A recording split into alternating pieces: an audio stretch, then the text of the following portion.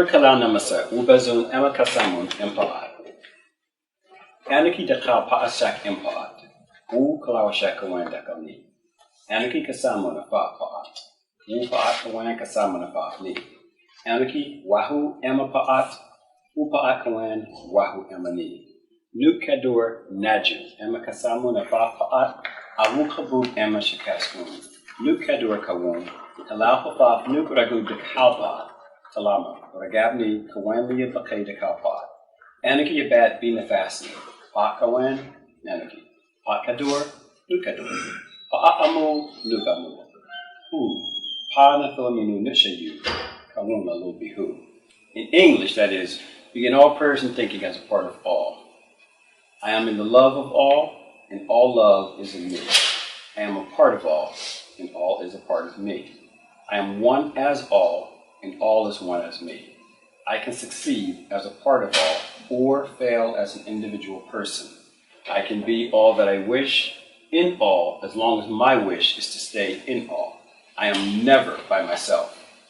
All is, I am. All can, I can. All does, I do. Now, before we begin, all, as me and Saeed were having a conversation, all is in all. You can't add to all, and you can't take away from all. Or where would you get it? Or where would you put it? All is in all. You are in all. And all is in you. So there is no limit to what you can and cannot do. Just think, if all can do it, you can do it. Why? Why? What do you mean you don't know? It's because you are in awe.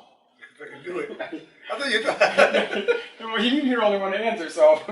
Okay. Yeah. So as we go through this, your mind is going to begin to open up as you begin to understand and move to overstand your place in awe and what you can do by being in awe.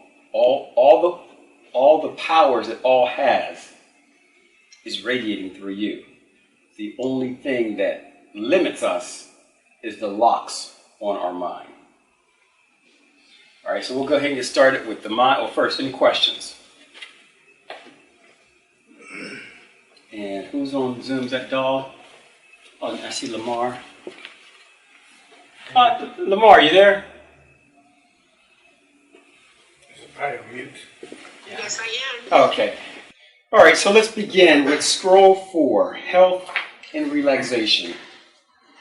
Page 14, 19 times 3 is not 38. 19 times 3 is 57, so that's a typo. All right, so we'll read the first 9 verses, and then we'll just go around the room. And this time we'll start with the Zoom folks, because last time we never seem to get there. Yeah, they never get a chance. Yeah. Health and relaxation. Lo, O my children, what I must impart upon your minds is the importance of a healthy 1 mind, 2 body, and 3 soul in proper relaxation. 2. Remember, my child, the very words healthy and health begin with the word heal. To heal oneself is step 1. 3. To heal one's mind will heal one's whole body. 4. Relaxation is simply to learn to relax. 5. What you must always remember is 6. By taking proper care of your physical body, you are protecting your inner spirit. 7. And by poisoning your physical body, 8. Be it through drugs, 9, alcohol. I'll stop there. All right, so the first 9 verses of health and relaxation is talking about the mind-body connection. If you heal, or not if, but when you heal your mind, your thinking, you heal your entire body, because the mind is the master organ that controls it all. Whether you might come into this particular physical realm with a certain illness or a certain physical sickness, but the mind has the potential and the ability to fix, to cure, and to heal. Once the mind is on a frequency of health and healing, it's that frequency that radiates through the entire body that is able to fix it. Just like, we're all at the gym. If you want to have you want to reach a certain plateau in your workout, you got to get yourself mentally psyched up, mentally prepared, and then the body follows. It's not the other way around. Any questions? So I like you were going to say something. No. Does music help? Does music help what? Relax the mind while they're working out? Like Speak up so I can hear you. Make the mind more like pumped at the gym, like the music you listen to? Yes. Music does help. But more importantly, why does, let me back up. Music can help and music can hurt. But more importantly, why do you think music would be able to help or music would be able to hurt? High frequencies. That's exactly it. Spring. Right. So it's the frequency. It's those frequencies that can either give you energy or take energy out of you. Those frequencies can either cause you to think positively, or those energies and frequencies and vibrations can cause you to think destructively. So to your question, does music help? Yes, music can help, but music can also hurt. Do different songs have different frequencies? Right? Different music has different frequencies. So most of the music today is, I think, played in the key of A and not middle C. I think in times past, and maybe Lisa, she studied music, can correct me on that, but in times past it was based on middle C. Then it switched to A, which was a higher frequency, which is more destructive. Rap? Like, what about rap music? Yep. Rap and rock music are in the same frequency. Especially gangster music. Rap and rock music are in the same frequency. They might call this type of music rock or this type of music rap, but it's in the same frequency, so it's the same. It's like if I say A is equal to B and B is equal to C, is C equal to A? Yeah. Right, these are the questions that Saeed hates. Come on. So Abrar says yes. If A is equal to B, B is equal to C, is C equal to A? Yes. Yeah. Yes. so if the frequency, if A frequency is equal to rock frequency is equal to rap frequency, is rap frequency equal to A? And the answer is yes. Even though you may call it whatever you want, the frequency says it's the same. You guys got confused. All I know is Okay. eating sugar. Miss Dolly, if you would please take 9 through 18. You mean 10 through 18? Oh yeah, 10 through 18. All right. 10, cigarettes. 11, junk food. 12, sugars or salts, and I can go on. 13, you are doing serious harm to your spirit, and it becomes weaker and weaker. 14, through the teachings of the Masonic Order, Shrine Eastern Star, and Shriner Ladies, you will be taught on how to nourish your body as well as your soul. 15, know ye that proper exercise. 16, proper breathing, read the book, The Breath. 17, proper relaxation. 18, proper diet. All right. Now, what did you gaze through all of that? Basically, just a continuation of what you read. All of these different addictions, I guess, are not good for your mind and body to be able to achieve that healing process. All right, go ahead, Simon. So, I'm reading here sugars and salt. So, what kind of do you have to eat bland food? No, it's not saying you have to eat bland food, or it's not even saying don't eat sugar and don't eat salt. Maybe excessive. Don't. Yeah, Excessive salt. Excessive salt. Oh, okay. Excessive I'm like, sugars. I like some salt in my food. Right. To make it tasty. And there's a difference in salts. There's table salt, which is no good for you, and then there's sea salt, which is.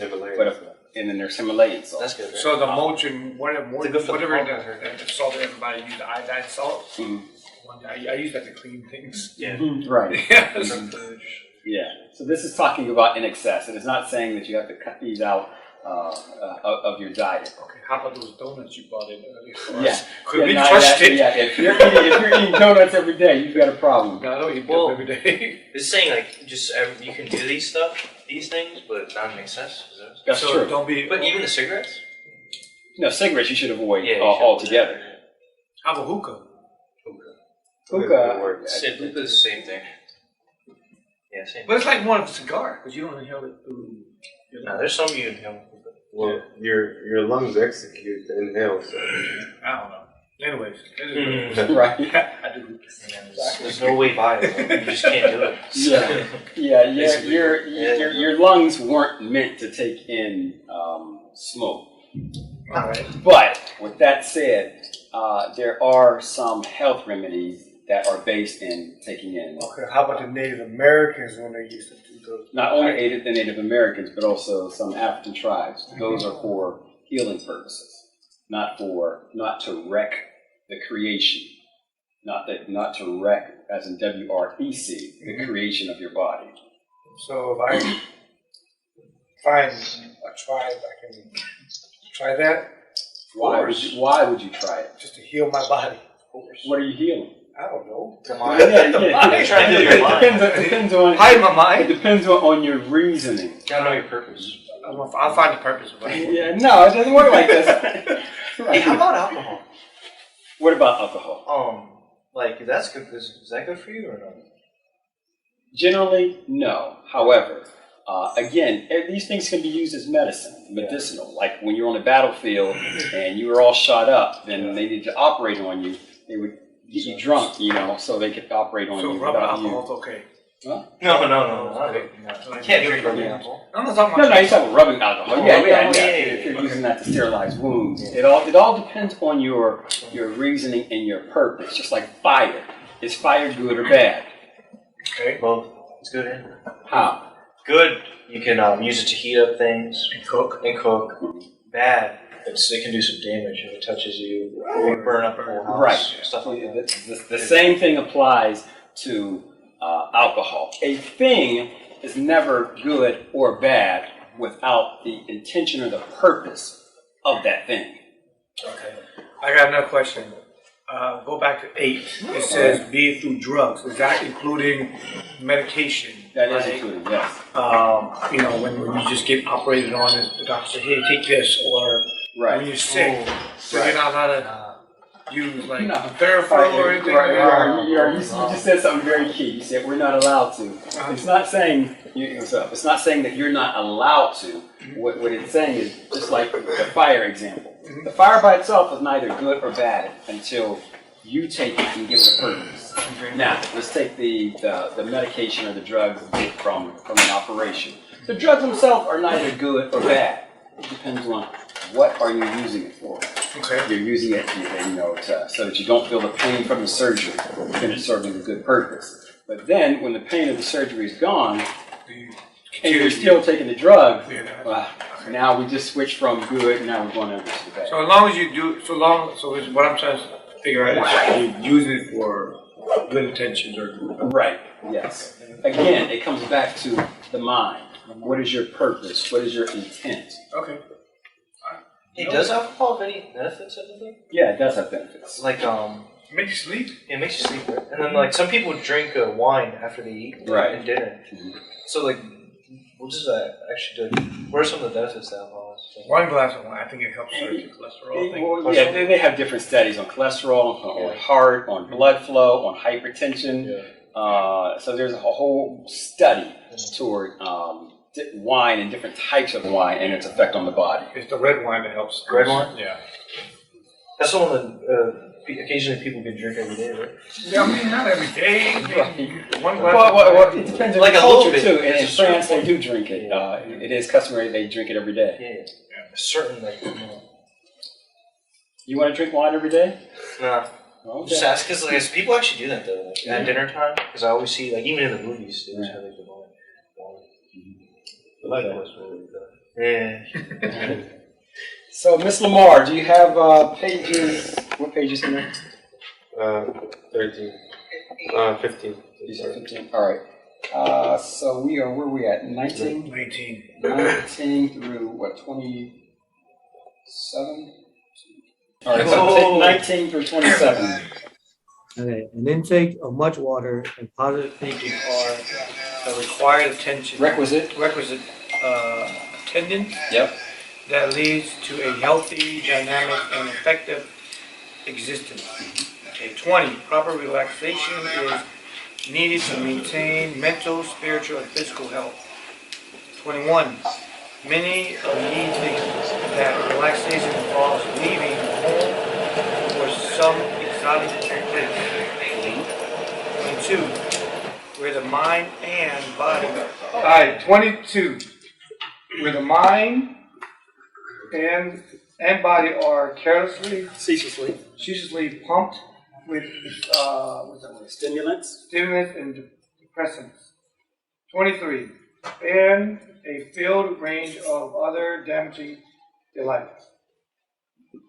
24, the true relaxation comes from removing these stimuli, visual, enable, edible, and otherwise.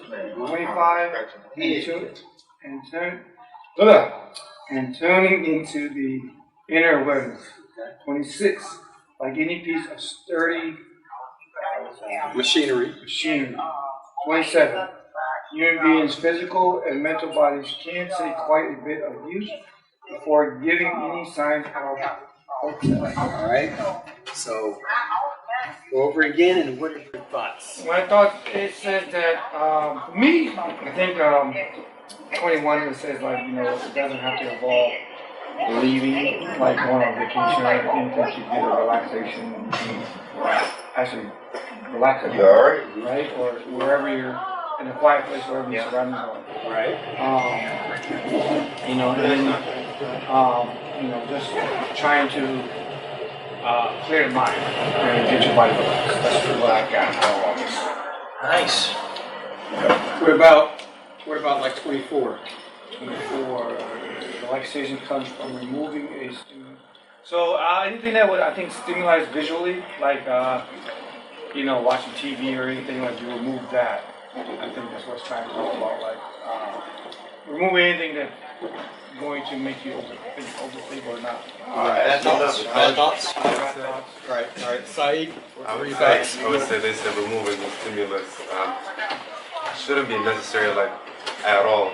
I think they mean like there's a certain time of a day where you should remove visual stimulus. Like, for example, before you go to bed, so this way you prepare your mind to relax. Sleep better too. Yeah. I do that a lot. Keep everything dark. Yeah, like a couple hours before you go to bed. Keep everything dark, and I try to do my meditation, and 2 hours later. Okay. Yeah, I have problems with that. All right. So Dolly, Lamar, what are your thoughts? Yeah, getting to a place where you don't have like a bunch of distractions around you. Hawaii. All right, thank you, son. Hey, 19, intake of much water and positive thinking are the requisite attendant that lead to a healthy, dynamic, and effective existence. Like, I noticed drinking a lot more water, like, helps a lot. Like, it makes, like, my body feel way better, and I want to wake up, And it clears your skin, but yeah, it clears your skin too. you gotta watch out. Too much water. Yeah. Gallon a day, right? Gallon a day? Is that? It should be equal to whatever your weight is. Okay. So I'm 220. So 220. How much would it be then? You'd have to. You just Google it. You're gonna have to Google it. Yeah.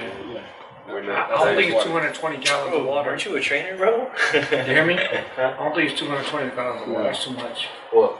Drinking that much? I forgot what the formula is. Yeah, it should be. But it's ounces. Yeah. Yes. Okay. Because I think a gallon a day would be okay, but you go Yeah. Yeah. You can So, get Just water drink that poisoning. many ounces in water. Depends on your weight, so it's going to be different. also, for it's each not person. actually like a gallon like of water. It depends on your weight. It should be and will be different for each Oh, person. Yeah.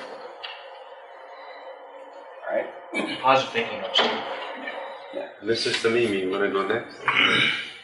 All right. So Lamar, you are going to take 28 through 35. Okay. So unfortunately, in Western thinking, it has become a practice to ignore the basic rules of health and to think that. Oh, wait. Stop 1 second. Sure. So 28. Unfortunately, in Western thinking, it has become a practice to ignore the basic rules of health. 29. And to think that a pill here or there which relieves symptoms will actually bring about well-being. 30. Quite the opposite is true. Pain in the body is a warning like red light on the instrument panel of a car. 31. Taking this or that compound of chemicals to remove the symptoms are the same as taking a hammer and breaking the light. 32. It does nothing to solve the problem and in fact may make it worse while only giving the appearance of helping. Many chemicals ingested are not useful to the body and cannot be eliminated and are therefore merely stored. 33. The medicines accumulate along with food additives that are eaten in such abundance on the average of 25 pounds per person per year. 34. And they combine with each other to literally poison the system. 35. The effects may not be felt for many years. This does not mean that there is no need for modern medicine, yet herbs of your own are much better. But often doctors are considered to have some form of absolute knowledge. Excellent. So, Ms. Lamar, what is your assessment, your summary, your Well, take? this is kind of hard for me, guys, because I'm taking medications for issues that I'm dealing with right now, my mental health issues and things like that. And while I know that they're not curing me of anything, they're not helping me with anything. Right. All they help me to do is to make sure that I get a good night's rest. Because having a good night's rest, or if I don't have a good night's rest, I'm no good the next day. Right. So I know that, but I've been taking them for probably about 10 years now, and I know that I don't know what the workaround is for these issues that I have, Right. or if I even have any issues. I don't know. Right. Can I say something? Yeah. Lamar, Yes. quick question. So what kind of medication are you taking? No, don't answer that question. No, I don't No, want to get into sorry, no. the As far as medication wise, I think it just, I feel like it's a placebo effect. No. Sometimes, no, to me it is. All right. There are placebo. Let me speak to that. All right. So Yeah, I gotta ask. there is medicine like what Panabab Yanun is saying is that we're not saying that there's no need for modern medicine. Mm-hmm. However, an herb that is equivalent to that modern medicine is much better. However, Yes. it's very difficult in this Western world to find a corresponding herb to treat whatever it is. And that is because in the Western world, they rely on pharmaceuticals. And the pharmaceutical industry is not going to spend money to investigate the benefits of an herb because you can get that herb much cheaper. So what they'll do is they'll get that herb and then they'll turn it into a pharmaceutical product and then sell you the pharmaceutical product. And so when people say, well, you can take an herb, and then they'll say, well, give me the studies that prove that this herb works. And there's hardly any studies out there. Why? Because the universities and the pharmaceutical industries don't spend money to investigate herbology. Mm-hmm. They spend money to investigate pharmaceuticals. So what type of herbs are really beneficial? Right, so you would have to talk to an herbologist and say, look, I'm taking this medicine, and this medicine. Mm-hmm. And the herbologist would be able to say, okay, that corresponds to this herb, and this herb. And then the herbologist would have to say, you need to take this herb in this amount, in this dosage, equivalent to what you're taking on the pharmaceutical side.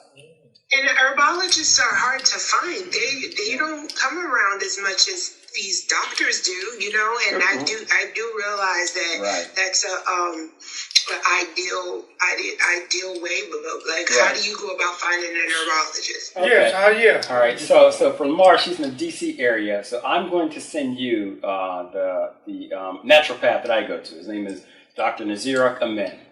So I'll send you his information. At least you can consult with him to better understand what's going on, and then you can make a decision on whether you want to try the herbal remedies that are equivalent to the medication that you have or not. But I'll give you that information so that you're a lot more equipped.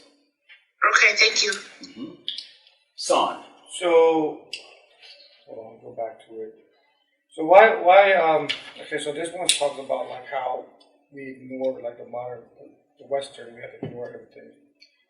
And be specific. Give me. As far as like taking medication instead of having herbs, why is it that? Well, I know you should say pharmaceutical wants to push medicine to calm the body, right? Is it money?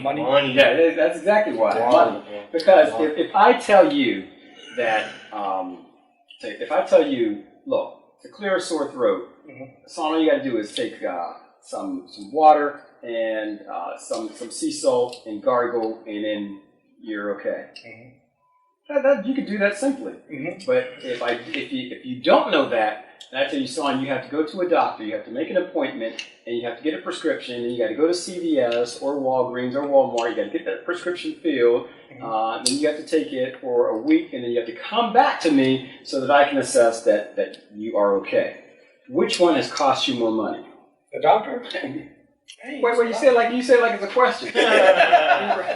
That's a lot of money, dude. Yeah, bro. Yeah, this world. I think something.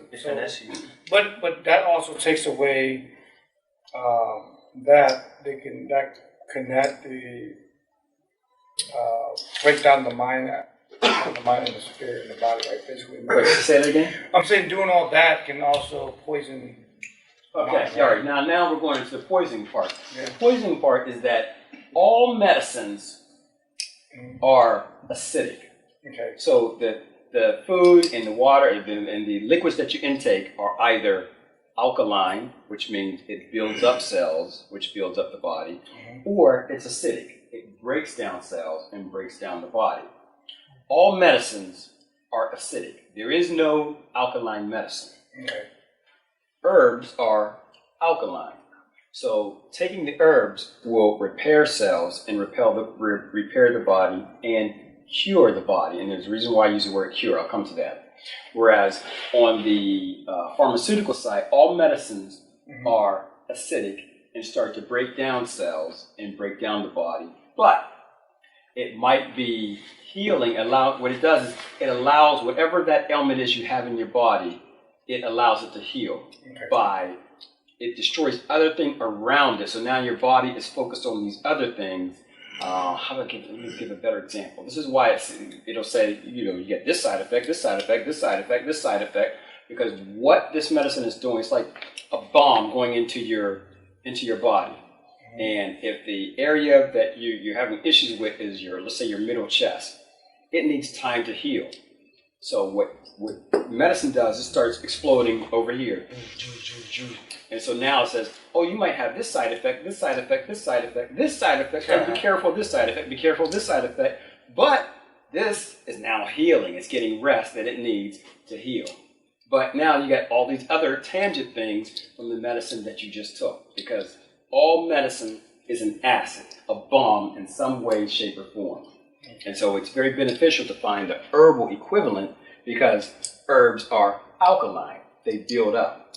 Now, it'll take longer for the herbal remedy to work because it's trying to work on your entire system, which is why people go to medicine. They want to get rid of a headache fast, so they go straight to aspirin.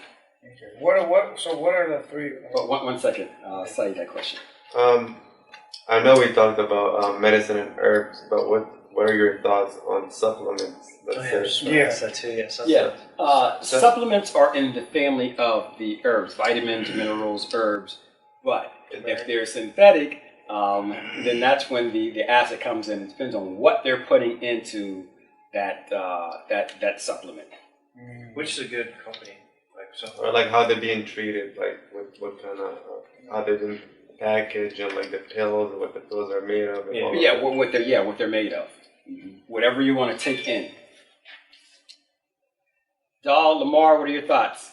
Okay, I think I've known this information for quite some time, but being that the information is not readily available, Right. and these types of herbalists and naturalists are not readily available to me, I've never had the desire to actually go and see one, but I will now. Right. Yep.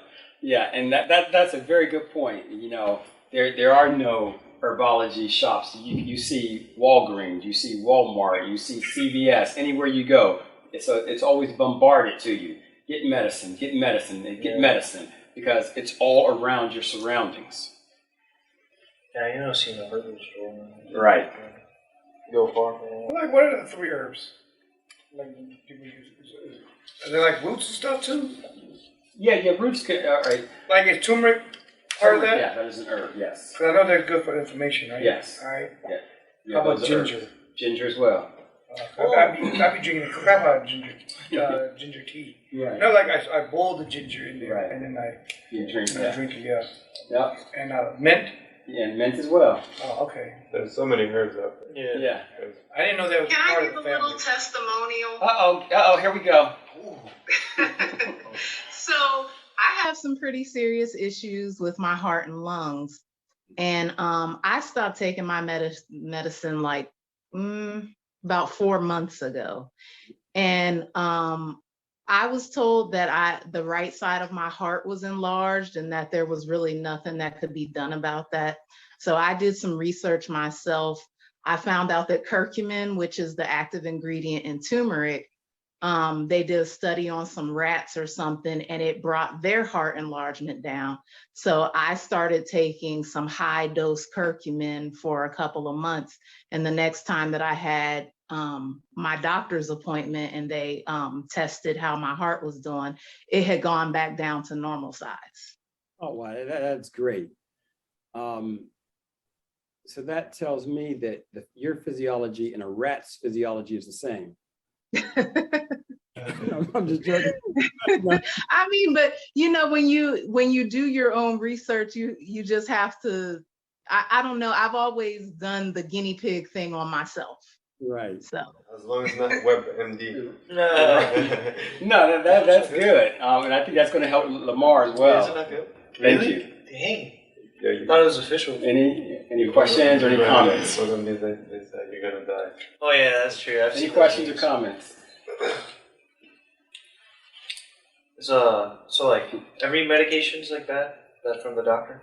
Wait, again, Yeah. medicine by itself is not good or bad. Yeah. It depends on your purpose, your intent, and your usage.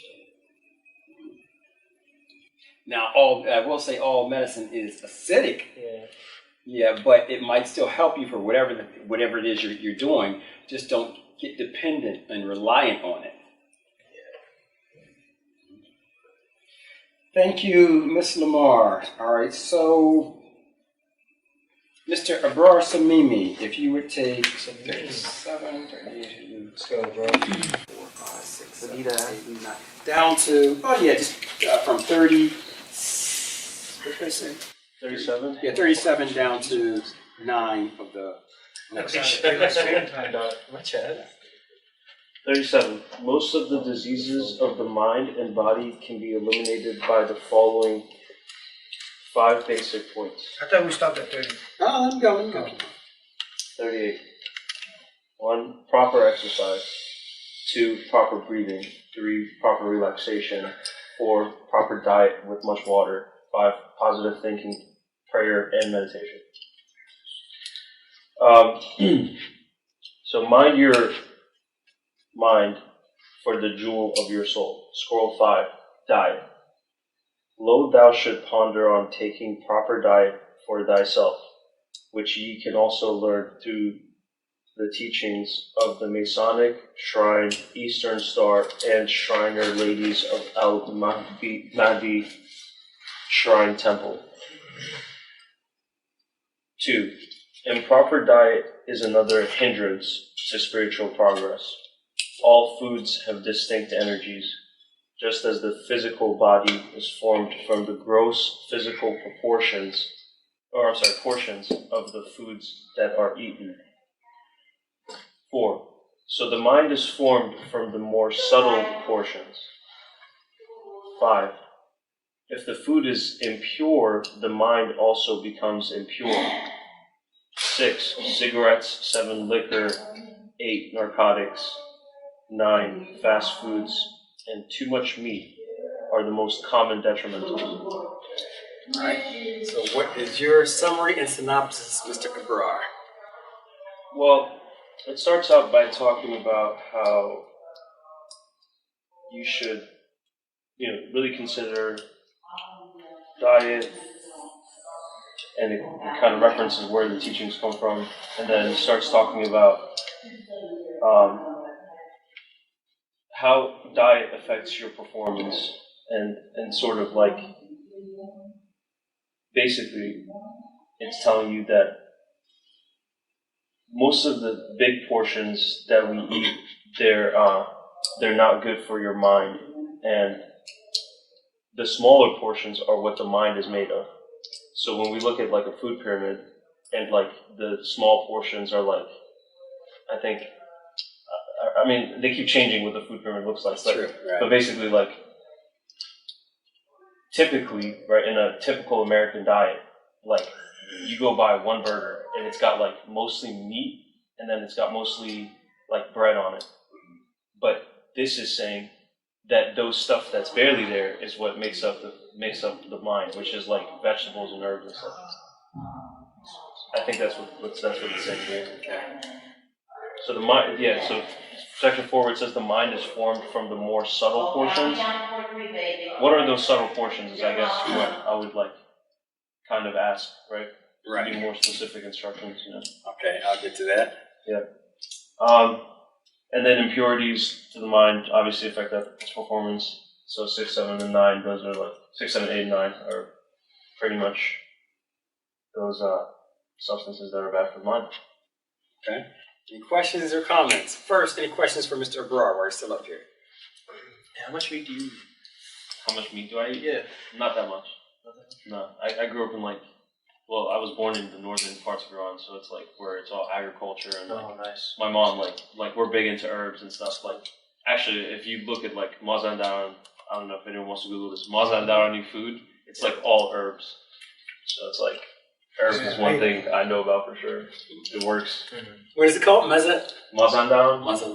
Yeah, Mazandaran. That's like the northern province. I'm from the north. We call it the north. Sometimes. Okay, I'll have to look that up. We edit that out. Any other questions for Mr. Abrar? Okay. All right. So, and thank you, Mr. Samimi. So, what the more subtle portions of the food? All foods have a distinct energy, but it's those more subtler energies that shape the mind. So that's why you should know the minerals that are in your food, the vitamins that are in your food. Those are the subtle energies that can either help your mind, or if you're eating food that is devoid of that, empty calories, is robbing your mind. When you don't feed your mind what it is craving. For instance, you'll get a craving. Just say, I'm craving something. Whatever that something is, it's because your mind is craving either a certain vitamin, a certain mineral. It's craving something that it needs. And you're interpreting it as, oh, I want this pizza, or oh, I want this cake. Because your mind is sending a signal that it's starving in some way. And you're misinterpreting it as, oh, I want this particular junk food. So you have to really get to know your body to know what type of energy it's missing. Is it vitamin? Is it mineral? Is it water? And most times it's water. When you drink water, then that craving goes away. Oh, all right, 38. The 5 basic points: proper exercise, proper breathing, proper relaxation, proper diet with much water, positive thinking, prayer, and meditation. All right, exercise, I shouldn't have to speak on that. There's all kind of data about the benefits of exercising. Breathing. Breathing is that breathing through meditation, or because we breathe every day now, right I'm now? going to come to that. Breathing is fundamental. We all breathe. We can breathe consciously, and we breathe unconsciously. It just happens. Breathing is an art.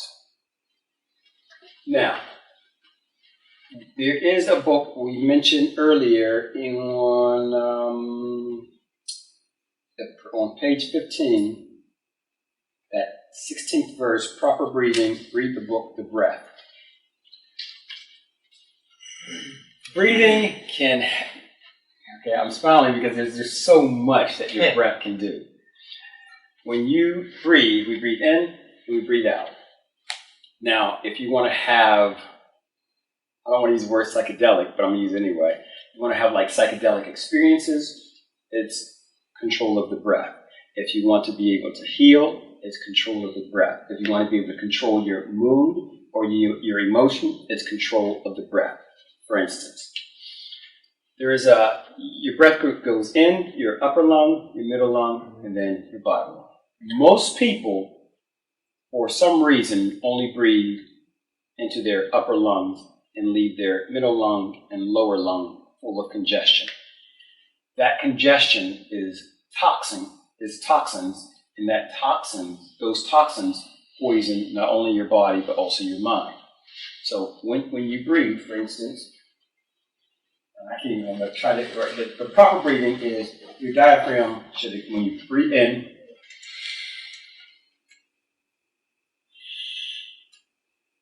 your stomach should go out. And then when you breathe out, your stomach should go in. Most people in the West, because of machoism or whatever, when they breathe in, I can't even do it, breathe into the chest, and so when they breathe in, the chest goes out. Up here like this? Come to the front so I can see. Oh, gosh. Right. You guys breathe all the time. No. All right. Stand sideways. All right. All right. So this is the perfect way of how not to breathe. Why are you trying to be alpha? Wait, hold on. All right. Breathe in again. All right. You see how his chest and shoulder are going up. That's because he's not using his middle and lower lung. Now we're going to try to get you to breathe correctly. Try it. There we go. It might be difficult, but you got to retrain your whole body. I get it all.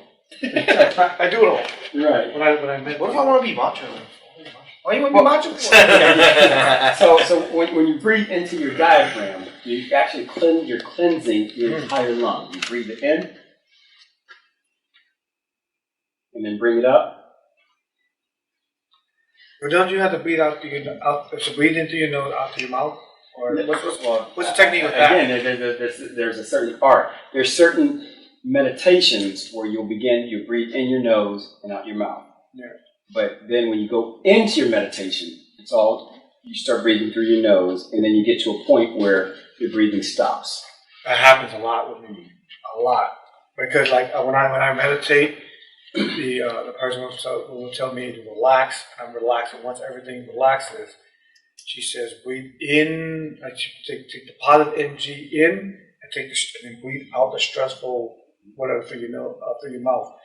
You keep repeating it, hold it for a second, and breathe out. Holding it for a second, breathe out, and then to the point where I'm like totally relaxed, everything clears, and then I find myself I stop breathing for some reason because I started, and I'm like, hey, what happened? So again, breath.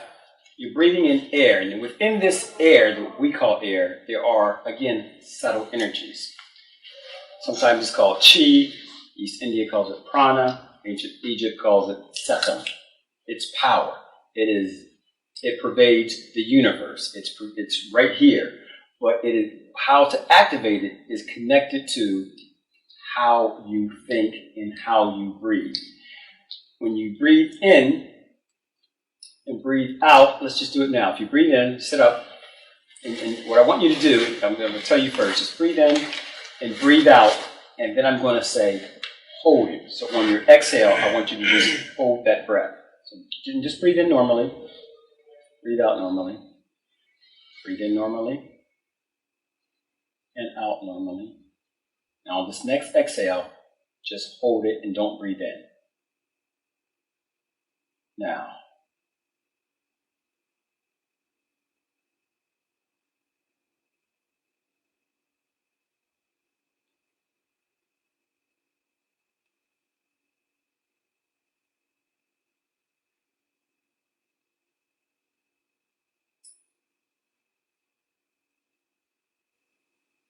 Breathe in, hold it.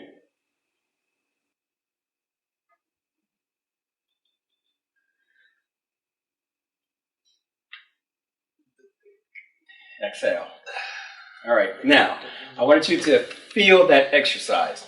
And you should be able to breathe out and hold it from 1 to 3 minutes. That was only 10 seconds.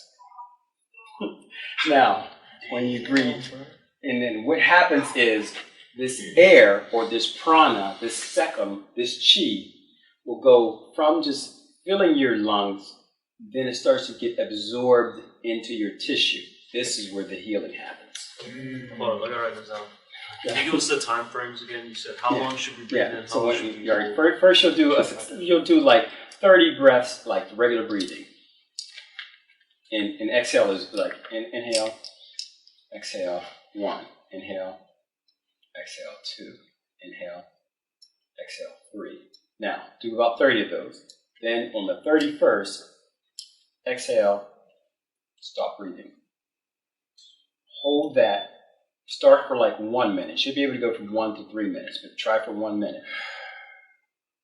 Then, when you breathe in, hold that for 10 to 20 seconds. And then do it all over again. When you can get that exhale, and you can hold that for 1 to 3 minutes, that's when that sekam, that prana, that chi, that energy is it's no longer just air in your lungs. It's looking for a place to go. And now your tissues start to absorb it. And then that's where the healing starts to occur. So after you hold for 30 seconds, what do you do then? You After exhale in Yeah, okay, so you're gonna, you said after you hold for 30 for 30. You inhale and then hold for 30 seconds. No, 31st, Yeah, okay, you inhale, No. exhale, there's So 30 31st, repetitions. Yeah, Yeah, there's 30 repetitions, like inhale and exhale. Right. That's 1. Inhale. you said do that 30 times. Yes. And then on the 31st, you exhale and hold for a minute. Hold for a minute. And then you inhale and hold for 30 seconds. Inhale, hold for 10 to 20 seconds. 10 to 20 seconds. Yes. I saw a video on YouTube, and they say technically, well, that's how you release the DMT in your brain, but not necessarily like a real DMT. But also involved with like movement, like with the body, like in and out, and like. Okay, now right, so yeah, so what you're going into now is more Qigong. And Qigong is a part of the breathing exercises, but it's when you add movement to your breathing exercises. And there's Tai Chi. then Tai Chi as well. So what is that? How does that relate to? What was the second part of that word? Tai Chi. Right. Again, when we talk about Chi, Prana, Sekam, it's that energy. Okay. And Tai Chi is very close to Qigong, because in Tai Chi you're doing breathing and movement. So all of your pullbacks is an inhale. Wow. And then all of your Pushes pushes should be an exhale. is an exhale. That's it's really called Tai Qigong, and then you shorten it to Tai Chi. I didn't know that. So after you inhale, you hold it for 20 seconds, 10 to 20 seconds, then what happens? Like, do you just exhale and the exercise is over? Or do You should do that entire repetition. It's different for males and females. For a male, 6 repetitions. For a female, 9 repetitions. Why is it different? Because the female body is more complete and more complex.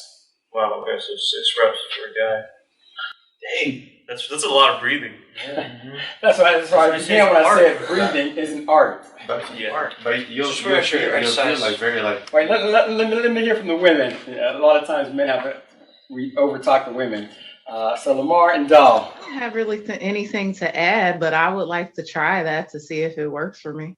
Lamar, your thoughts? Yeah, I've taken a Tai Chi class before. In college, this was 96 to 2000. I took a Tai Chi class. Very informative. I didn't know all this detail about it, like how you said, but I mean, it's interesting. Okay. 10. Meals should be simple, light, and nutritious. 11. Seafood, my child, is healthy, however, none in excess. 12. Most people eat fat more than necessary. Far. Oh, most people eat far more than necessarily, merely out of habit or for a sense of gratification. 13. An immoderate diet is the cause of the great majority of diseases that are encountered in modern society. The mind is always looking for an excuse to avoid discipline. 15. Ye must always listen to the inner voice of the self. 16. There are two sides to you. 17. 180 degrees of agreeable. 18. And 180 degrees of disagreeable. All right, so where's your summary of what you just read? For 17, 18, it's like 180 plus 180, that's 360 degrees, right? Yes. And 360 degrees, that's a whole circle. That's true. 360, right? And he's saying half and half, like one side is agreeable and the other is disagreeable. Right. As a matter of fact, read 19. Read that last one. 19. 1% is all that is needed to shift your emotion. Okay, because it goes in with 17, 18, and 19. Yeah. All right. So you just said just 1% will shift left and right? Just like that? Yes. That quick? He's saying, ye must always listen to the inner voice of the self. So kind of listen to yourself all the time? Is this saying? I think, What does it mean to you? Tell me what you... I think he's saying, like, listen to what you want. Kind of, like, listen to yourself in your head. Okay. Listen to the voice in your head. No, definitely don't listen to the voice in your head. Oh, man. All right. So what it's saying is, listen to your inner self. A lot of times you'll have an intuition. You might want to do something, but your intuition says, I don't think I should go. But your mind might say, well, my friends are going to be there and I want to go. Yeah. But your intuition says, don't go. Listen to your intuition, because your intuition has an extended sight more than just your eyes. It sees what is coming toward you and what you're going into. Yeah. So listen to your intuition versus what you might think you want to do. And if that inner self says, don't go, don't go. Now, if you want to try and see if your intuition is working or not, you might say to yourself, well, my intuition says not to go. I'm going to go anyway, just to see why it says not to go. And then you're going to get yourself into something, and you're going to be like, I shouldn't have went. Yeah. You know, the one thing that hits me sometimes is when he said 14, the mind's always looking for an excuse to avoid discipline. Like, sometimes when I'm doing homework, I'm like, maybe I'll do it later. Like, maybe I should do some of this other homework before I do this big one. Mm-hmm. Like, I always just make up these excuses in my head that are, like, for no reason. Right. Like, just to avoid the doing. Right. That is because the mind has an addiction to pleasure. Yeah. And discipline is normally not pleasurable. And so the mind wants to avoid discipline only so that it can seek pleasure. And that pleasure could be you're just simply sitting on the couch and doing absolutely nothing. Yeah. But the mind is going to try to seek pleasure. Yeah. And it looks like Saeed has something to say. You have something to say? Okay. No. Anyone got a question for you? Yeah, 12. Most people eat far and more than necessary. What does that mean? I'll let take it. Go ahead. Most people eat far more than necessarily, merely out of habit. So I think, overeating? Yeah, overeating sometimes. Like, okay. you know you're full already, but like you should just keep eating. Oh, I stuff like that. And there's one. That's part of it. That's part of it. But most people eat far more than what is necessary. Meaning, again, we talked about how your body goes into cravings. You might be craving a certain mineral. Mm-hmm.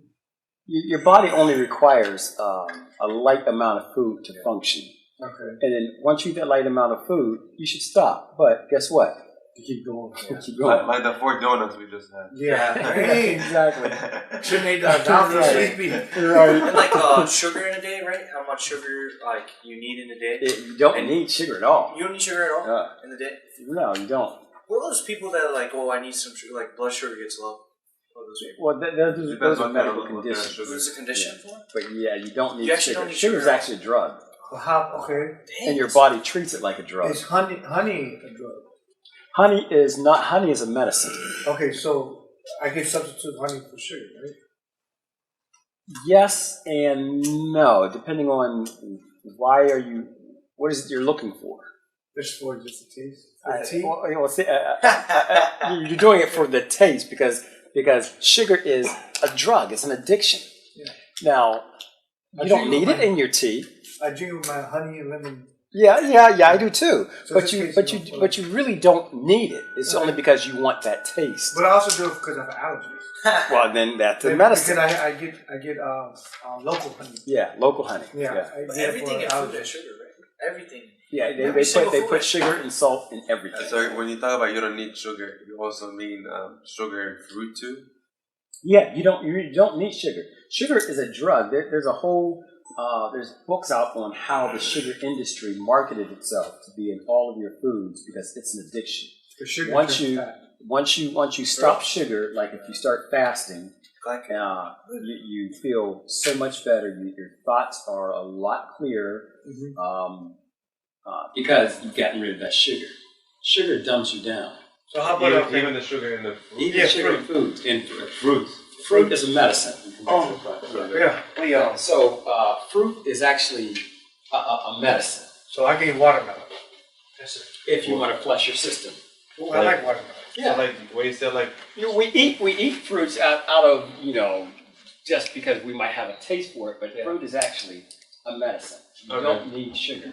So I know apples flush your system too, right? Yeah, apples flush your system too. So when we're talking about high sugar food like grapes, pineapples, mangoes, so what are your thoughts on those? You don't need them. You don't need them. They're all medicine.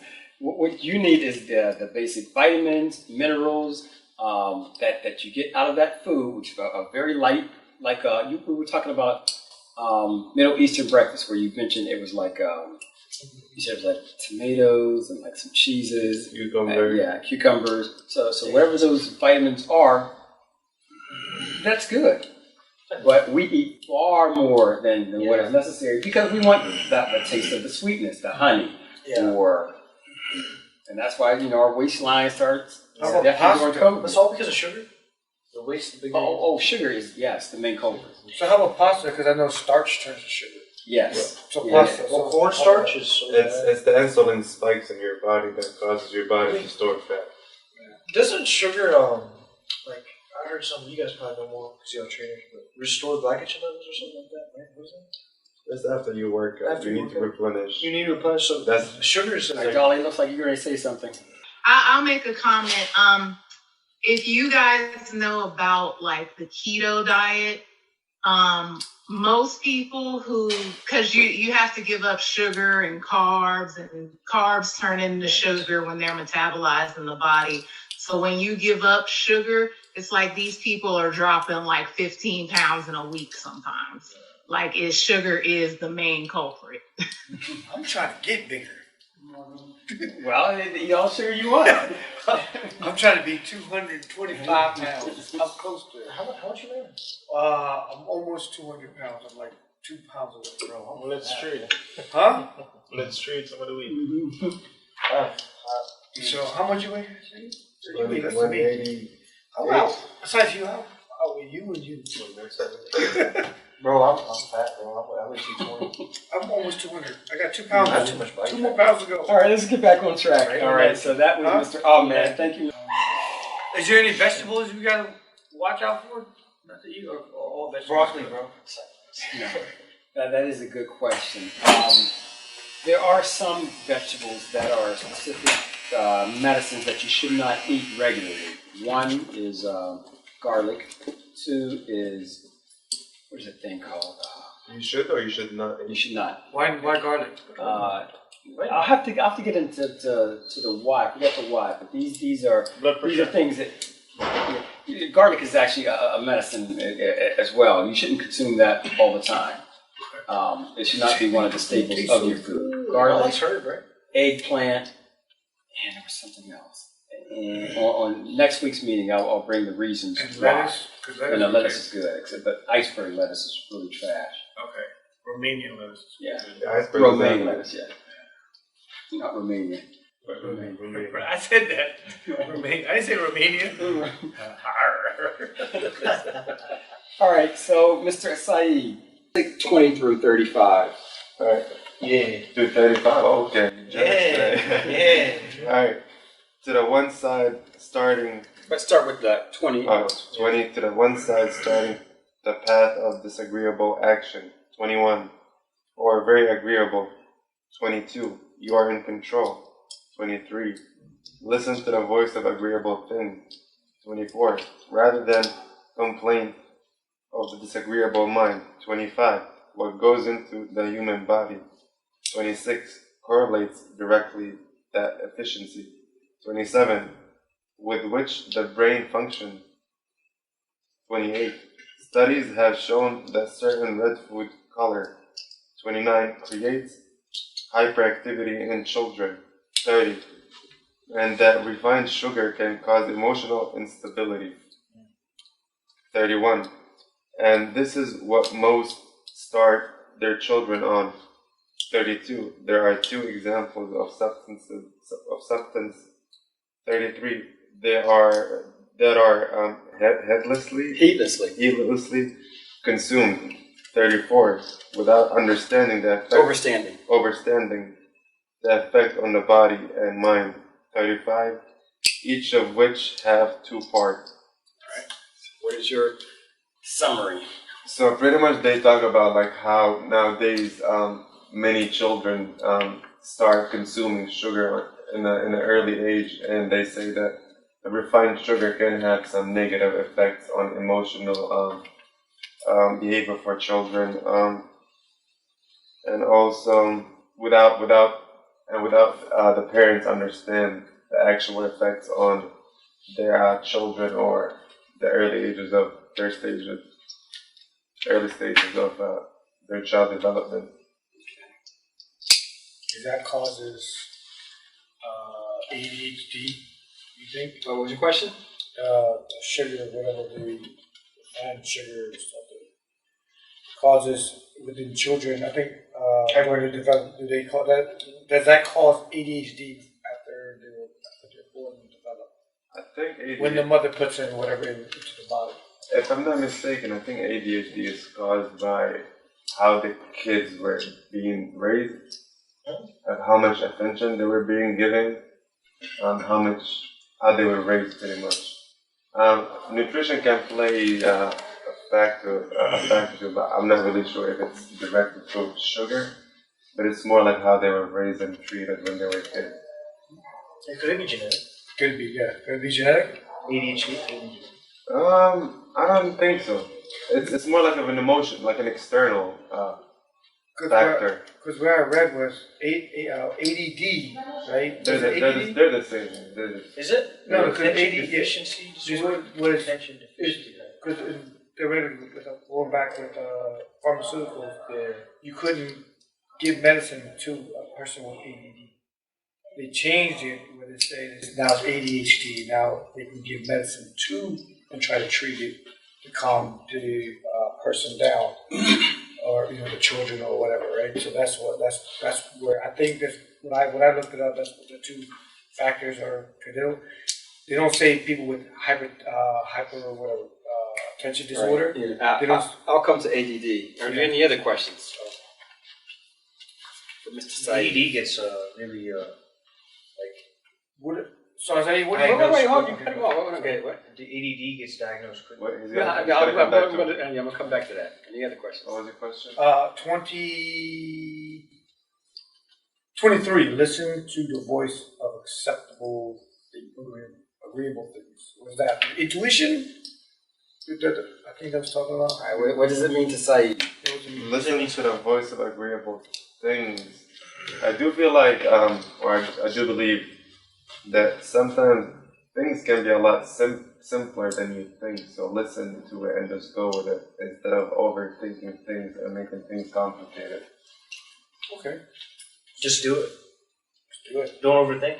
Just like Nike. 1, 2, 3, go. Don't do Adidas. Just like Nike. Just do it. All right. Thank you, All Mr. the Saeed. hero stuff. Yeah. Thanks, Saeed. He's like that, bro. Thank you, bro. All right, so coming back to attention deficit disorder. Is it true? There are a lot of things that contribute, or there are a number of things that contribute to attention deficit disorder in children. One, you got to start with the genetics of the parents. Okay. Now, if, for instance, you're a parent and you suffer from anxiety, and you have a mate, your wife, or whoever suffers from anxiety, and then you give birth to a child, guess what? That anxiety, all of those chemicals that make up your anxiety goes into that child. So your child will be predispositioned to have anxiety, not necessarily that your child will have anxiety. So, for instance, if you have an alcoholic mother and an alcoholic father, then guess what? Your child could be predispositioned to become an alcoholic. Not that he or she will, but you changed your chemical makeup that went into your semen and her egg to produce that child. And so your child is now taking in what you passed on. But, go ahead. No. But your child has their own DNA, their own mind. We talked about how you have the mother and the father and the child. Each represents in the chromosomes 33 and 1/3. And then there's the child. Now, this is 66 and 2/3 that goes into the child from the mother and father. Could predisposition that child to whatever, that anxiety that you passed on, the alcoholism you passed on, the drug addiction you passed on. But it's not just negative things. It could be the science that you passed on, the mathematics that you passed on, the devotion that you passed on, also goes into that child. But then there's that 33 and 1/3 that is uniquely that child that could reject what you passed on, which is why your parents will say, well, I don't know why you don't, we're both scientists, why aren't you going into science? What are you doing all this modeling for? It's not going to get you anywhere. Yeah. That's the 33 and 1/3 of the child. Saying, no, I don't want to do what you all did, even though, well, you did great in school. What is wrong with you? You're very smart, you're intelligent. Why do you want to do this modeling or this singing or this acting or whatever? Because that's the 33 and 1/3 of the child. Now, also, if there is like diabetes or alcoholism being passed, that doesn't mean that your child will be diabetic or your child will be an alcoholic, but the child is predispositioned. It is there. It's there. Okay. Well, that makes sense. That makes sense. That makes sense why my child is where he is now. You leave Tony T alone. Tony's cool. Yeah, I know, but no, I don't think I want to play football no more. Oh, he said that? Yeah. Oh, wow. Because it's too hard for him. Ah, the challenge. Yeah, because he's so used to like getting what he wants. Right. When he was in Little League. Not having to work for anything. Yeah. And now he's like, the coaches, they're looking at the coaches like, look, I need more effort from you, and you got to study the playbook and all that stuff. And he makes excuses like, I do. It's like, they pull up because we see everything online. It's like, what is this? He's like, oh. Like, right. if you want to play in college, it's a lot more, right? And stuff. So it's my All right, so now we just talked about, I think Ahmed read the passage about disciplining the mind. Yes. The mind seeks any avenue to avoid discipline. And of course, you're going to have that, especially with kids. Yeah, no, I want to go back to breathing. One time, Moon told me a solid point. When I get in a tough situation, well, I would say let's say when I have an interview, and you know, like interviews, you always get nervous. Yeah. He told me one time, he said, go back in time when you had a good news or like you had something that made you happy. Notice your breathing pattern. If you mimic the same breathing pattern during this interview, you will not be nervous. That's true. Yeah, that's true. Yeah. Especially if you interview with two people at the same time. 3 or 4. I had to do that for school. I interviewed 5 people that was sitting inside, and I was like, and everybody started smiling. And I nailed it. Okay, what page were we on? We page 19. We stopped at 35. All right, so we're talking about how what you intake affects how you think. Hypertension, all right? We start back 36, page Yeah. 19. So yeah, we'll stop there. We'll pick up on page 19, 36 chapter next week. All right, so any questions or comments before we end? Thank you very much. It's appreciated. You're welcome, Lamar, and I will send you that Hope to info. see you next week in person. Oh, okay, perfect. And I'll send you that information for Dr. Nazira Amin. Okay, and I was able to to get the scroll downloaded, and I was able to view it. Oh, okay, good, perfect. Okay, I got a question. Going back to that chart right there, right? So when you said if the parents both have anxiety, right? But what happens if you overcome that and then you decide to make a child with the mother? What happens then? All right, so that anxiety is a chemical in your body. Okay. So what you're saying is, what if I stop producing that chemical in my body? But the mother still has it. But the mother still has it. Then if the mother still has it, 33 and 1/3, let's just say this is the chromosome of anxiety. So here, it's not being passed on. Okay. Because you're no longer producing those chemicals for anxiety. But here, it's being passed on. So the child is getting 33 and 1/3 chemicals of anxiety. But if you're not passing it on, and then there's the child, him or herself, if they are an anxious child or if they're not, is on them, not passed from you, not passed from the mother. So it all depends on the child. The child still will be less predisposition than if both parents have it, but still predisposition, because if the child does start manifesting anxiety, then the father will say, "Oh, you got that from your mother." Okay, you know, that's where it comes from. Okay, I just wanted, so it's less greater if like if one person doesn't have Right. or whatever, doesn't produce that chemical. Right. Then both parents do. But also, not last week, but I think the week before, we talked about morphogenetic fields. What they're finding now is that even if you are predispositioned, or even if you do have, I don't know, anxiety or depression or some type of sickness or some type of ailment, you can now, let me put it up here, it's called morphogenetic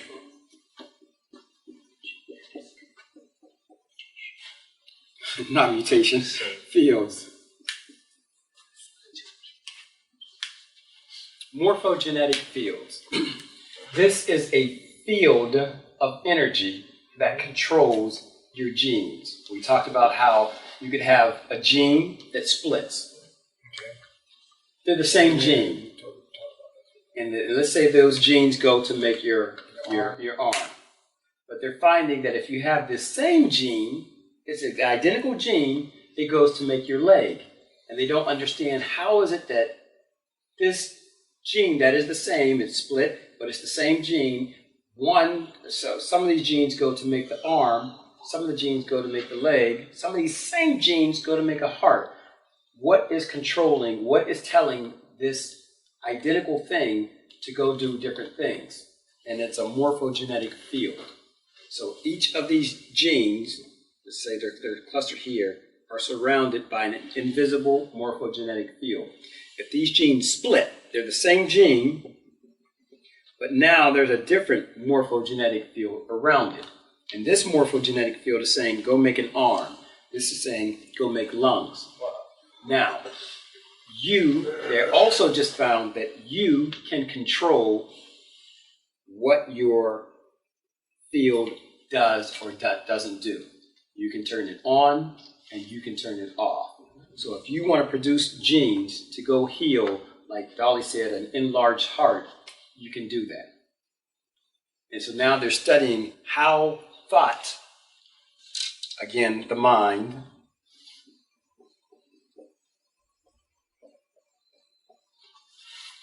is manipulating the morphogenetic fields that is telling your genes to turn on and to turn off. Is that when you about to, is that now, like when you already develop, or like when you about to get developed? It happens all the time.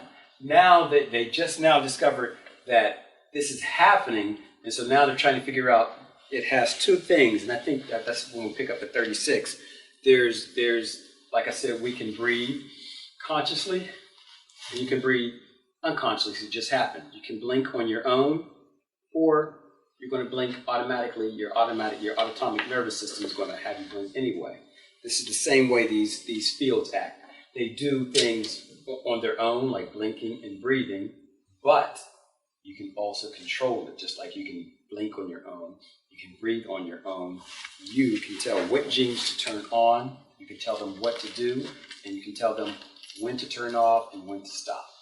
So it's just a matter of knowing how to get yourself to blink, to get yourself to breathe, to get yourself to turn these genes on and off. I'm head.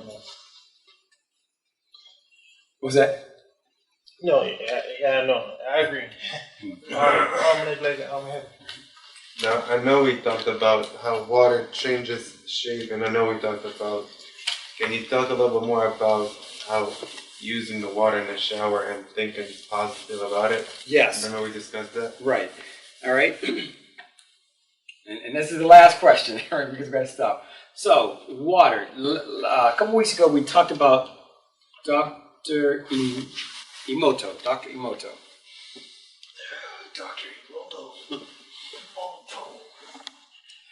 Dr. Emoto found that water records memory. So if you have water, what he did was he had these vials of water, and he gave messages to each water: love, sympathy, guidance, hatred, pain. And then he looked at the molecular structure of the water after receiving those messages. And they found that the molecular structure of the water changes depending on the message it was given. So when you hold water in your hand, it starts recording whatever you're thinking. It's in your field now. And so what you do is you direct the thought that you want to that water. Love, and then you drink it. Patience, then you drink it. Whatever it is. And so you got to be careful that if you're upset, you grab the water, and the tendency is to drink it. When you're upset, first, if you grab it, calmness, and then drink it. Because it's recording everything that you are thinking, and then you are putting that onto the water. What was the second part of your question? The shower. Oh, the shower. Okay, so anytime you come into contact with a body of water, even in the shower, good point. So when you wake up, the very first thing you should do before you go into the kitchen and start rummaging through things is get in water. One, because you get bed mites in your bed that get on you, so you really don't want to go trailing your bed mites through the house, so wash them off of you. Water will actually regenerate not only your body, but your mind. And when the water is hitting you, give it the message that you want to carry on through that day. Because what you give it, it's going to give you. That's how it is, like this. What you give it, it's going to give you. And so anytime you come to a lake, a river, a glass of water, a bottle of water, a shower, that is how you give the message, and it gives it right back to you. Does it matter what? Same thing with rain? Does it matter the temperature of the water? Doesn't matter the temperature of the water. Same thing with the rain too? Yeah, and yeah, that's a good point. Even with the rain. And when you're outdoors, speaking of the rain, when you're outdoors, it's automatically going to tune you to 528 degrees of frequency. That is the frequency of the planet. And so when you're outdoors and in nature, the rain, the trees, the wind, it tunes you into 528. When you come in from outdoors and then you're looking at a TV or into your computers, you start getting distuned from this frequency to another frequency, which is why you might get agitated, you might get irritated, you might get upset, you might get annoyed. You're out of balance with nature.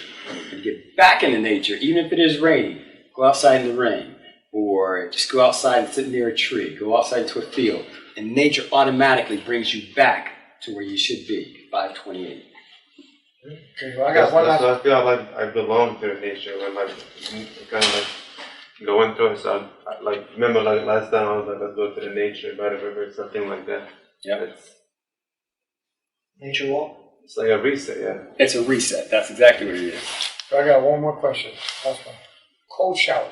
Oh, yeah, I was going to speak to that. Yeah, so you can program water at any temperature. However, you should take more, your shower should be on the colder to warm side instead of the warm to the hot side.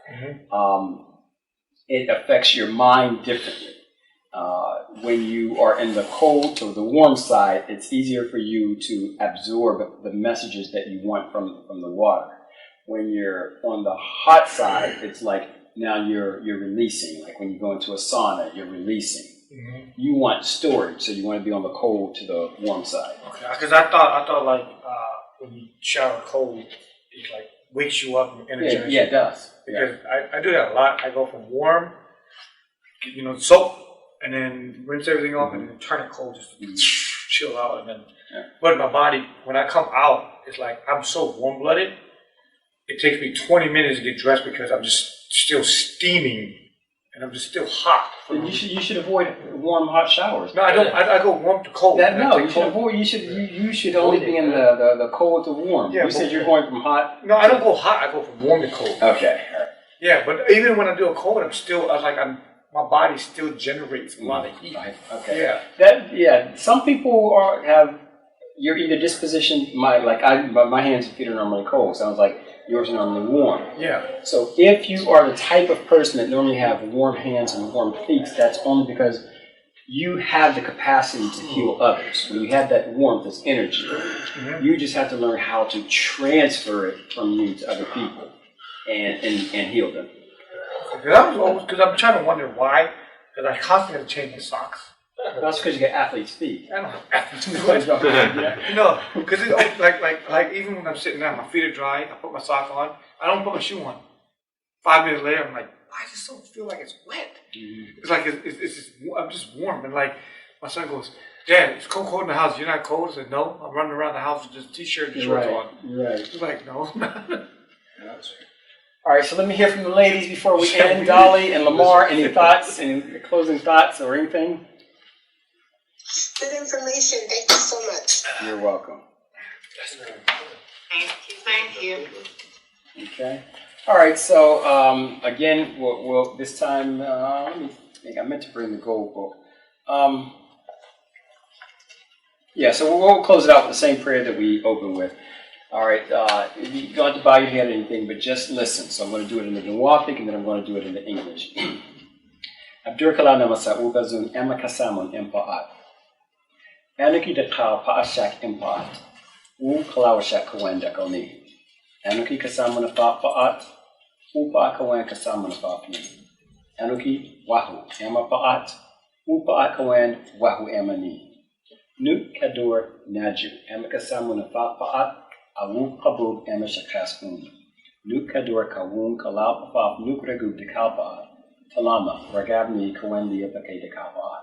Anuki Yabad being the fastening. Pa Kawen, Anuki. Pa Kadur, Nukadur. Pa Amo, Nugamo. Hu. Pa Nathominu, Nukshayu, Kawun, Alu, Bihu. Begin all prayers in thinking as a part of all. I am in the love of all, and all love is in me. I am a part of all, and all is a part of me. I am one as all, and all is one as me. I can succeed as a part of all, or fail as an individual person. I can be all that I wish in all, as long as my wish is to stay in all. I am never alone. All is, I am. All can, I can. All does, I do.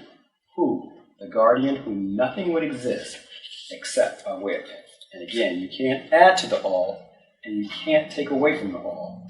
Well, where would you get it, or where would you put it? All is. Thank you all. So we will see you next week, same bat time, same bat channel. Yay! Thank you so much. Thank you so much.